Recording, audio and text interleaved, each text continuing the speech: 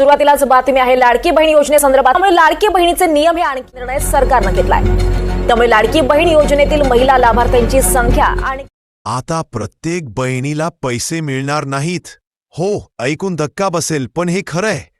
आता सरकारनं ठरवलंय की ऑक्टोबर आणि नोव्हेंबर या 2 महिन्याचे हप्ते एकत्र मिळणार, पण त्यासाठी लागू झाले 4 नवे नियम। आणि हे नियम न पाळले तर पुढे 1 रुपयाही खात्यात पडणार नाही। पहा, महाराष्ट्रातील 20 जिल्ह्यातील 1,35,00,000 बहिणीचे पहिल्या टप्प्यात हप्ता मिळणार आहे। मुख्यमंत्री स्वतःनं आदेश दिलेत, पण हप्ता मिळणं इतकं सोपं राहिलेलं नाही। 4 नवे नियम काय आहेत ते लक्षात ठेवा। पहिला नियम, जर घरात 4 चाकी गाडी आहे तर सरळ अपात्र। पूर्वी हा नियम होता, पण आता तो अजून कडक झाला। दुसरा नियम, जर तुमच्या घरात 2 विवाहित महिला एकाच योजनेचा लाभ घेत आहेत, उदा सासू सून किंवा 2 सुना, तर आता दोघींनाही पैसे मिळणार नाहीत। सरकारनं सांगितल्या, रेशन कार्ड वेगळं करा, नाहीतर हप्ता बंद।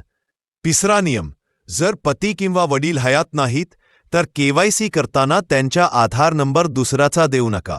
दीर, चुलता भाऊ कुणाचाही देऊ नका। चुकीचा डेटा दिलात तर खातेच बंद होईल।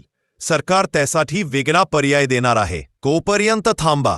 चौथा आणि सगळ्यात धोकादायक नियम, जर तुमचा पती इन्कम टॅक्स भरतो किंवा त्याच्या खात्यात नियमित मोठे व्यवहार आहेत, तर तुम्हाला लाडकी बहीण योजनेचा लाभ मिळणार नाही।